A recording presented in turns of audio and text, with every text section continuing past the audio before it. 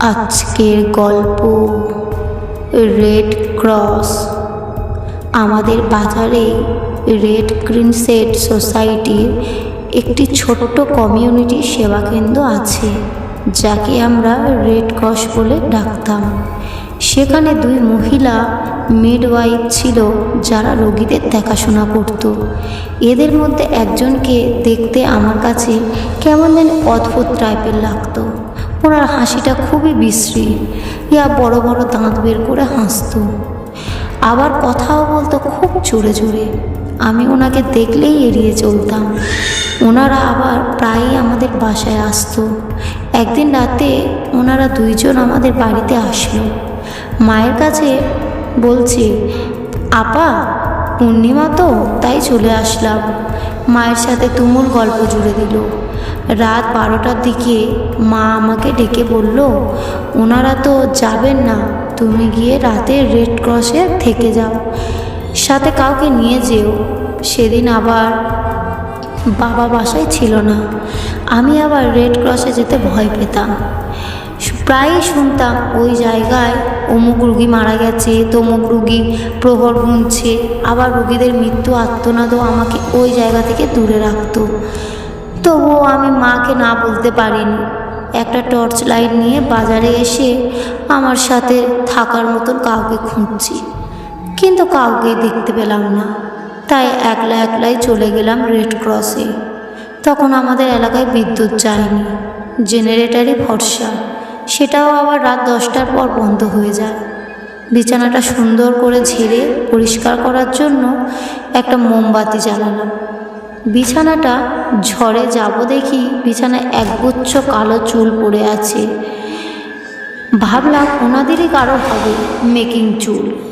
সেটিকে টেবিলের থেকে এক কোণে রেখে দিলাম। প্রস্রাব করার খুব দরকার, কিন্তু আমি জানি না বাথরুমটা কোন দিকে আছে। মোমবাতি নিয়ে বাথরুম খুঁজছি। খুঁজতে খুঁজতে হঠাৎ অপারেশন রুমের দিকে চলে আসলাম। সাদা দুইটি ঝুলানো এপ্রন দেখে কিছুটা ভয় পেয়ে গেলাম। তারপর সাহস করে ভেতরে ঢুকে পড়লাম। মনে হলো স্ট্রেচার থেকে কেউ একজন লাফ দিয়ে চোখের আড়াল হয়ে গেল। তখন সত্যি সত্যি অনেক ভয় পেয়ে গেলাম। তাড়াতাড়ি ওই রুম থেকে বের হয়ে এসে দরজার ছিটকানি মেরে দিলাম। প্রস্রাব না করেই শুয়ে পড়লাম। ঘুমানোর চেষ্টা করছি, সাথে সাথে মনে মনে সুর কালাম করছি। তখন যে ঘুমিয়ে পড়েছি খেয়াল নেই। মাঝরাতে হঠাৎ করে একটা খচখচানি আওয়াজে ঘুম ভেঙে গেল। আওয়াজটা হলো বিড়ালের টিনের বেড়ার মাঝে নখ দিয়ে খামচানোর মতো। আমি চুপ করে শুয়ে রইলাম। শব্দের আওয়াজটা বোঝার চেষ্টা করছি এবং সাথে উৎসাহটা। হঠাৎ আমার চোখে পড়ল আমার মাথার উপর একটা তক্তার মাঝে আবছা আবছা অন্ধকারে বোঝা যাচ্ছে কিছু একটা ঝুলে ঝুলে নড়ছে, আর সেখান থেকেই আওয়াজটা আসছে। আমি ভয়ে ভয়ে হাতে টর্চ লাইটটা খুঁজছি। এমন সময় আমার ঘরের দরজা জোরে জোরে আওয়াজ, আমাকে ডাকছে। মায়ের কণ্ঠ না। আমি দৌড়ে গিয়ে দরজা খুললাম। মা আমাকে জড়িয়ে ধরলো, জিজ্ঞাসা করলো, সব ঠিক তো? পিছনে তাকিয়ে দেখি ওই দুজন মিডওয়াইফ দাঁড়িয়ে আছে। ওনারা হাসছে আর আমাকে বলছে, আপা এগিয়ে দিয়ে আসতে হবে নাকি, একা একা যেতে পারবেন? মা কিছু না বলে আমার হাত ধরে বলল, এসো। আমি আম্মার সাথে সাথে হাঁটছি আর ভাবছি তক্তার মাঝে কি ঝুলছিল, আর কেনই বা এত রাতে মা ছুটে আসলো, আর কেনই বা মহিলাদের হাসি মাখা মুখে প্রশ্নে মা কিছুই বলল না। রাস্তায় একটি কুকুর কোঁকাচ্ছিল। কুকুরের কুঁই কুঁই করার জন্য মরা কান্নার মতন কানে হচ্ছিল। আমি মাকে কিছু একটা জিজ্ঞাসা করতে চাইছিলাম। মা কথা বলতে মানা করলো ইশারায়। গভীর রাতে আমি আর মা পূর্ণিমার আলো আঁধারের ছায়া মারিয়ে পথ চলছি।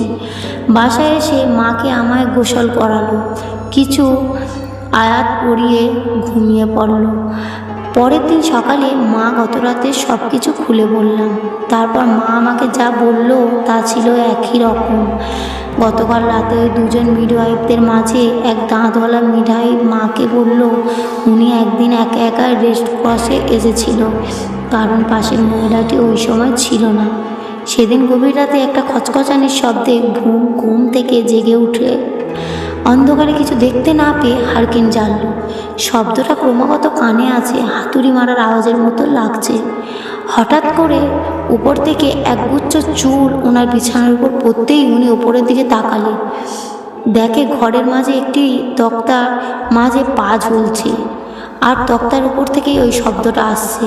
উনি ছিলেন খুবই সাহসী, ছুটলেন অপারেশন রুমে লাঠির জাতীয় কিছু আনতে। অপারেশন রুমে ঢুকে ওনার চক্ষু কপালে উঠে গেল। দেখে সেখানে একটা মানুষ মরে আছে, সেটাকে একটা সাদা কাপড় জড়িয়ে দুটো শিশু কান্না করছে। এটা দেখে উনি মূর্ছা গেলেন। সকালবেলা সব কিছু রেড ক্রসের অতিথিকে জানালেন একটা মিলাদের ব্যবস্থা করা হয়, কিন্তু তারপরেও মাঝে মাঝে ওনার ব্যতিক্রমী অলৌকিক অনেক কিছু দেখতেন, তবে সেগুলো নাকি ওনাদের কাছে অস্বাভাবিক মনে হয়। সেটা শুনেই মা ওই রাতে দৌড়ে গেছিল। আশঙ্কায় ছিলেন যে তার সন্তান কোনো বিপদে পড়ে গেল কি না। জনশ্রুতি আছে বিভিন্ন সময় আপাত রোগী ডাক্তারদের কর্তব্য অবহেলায় মারা যায় এবং তারাই নাকি প্রেতাত্মা হয়ে ঘুরে বেড়ায়। গল্পটি কেমন লাগলো কমেন্ট করবেন এবং একটা লাইক করবেন। আরও নতুন নতুন গল্প পেতে চ্যানেলটিকে সাবস্ক্রাইব করবেন।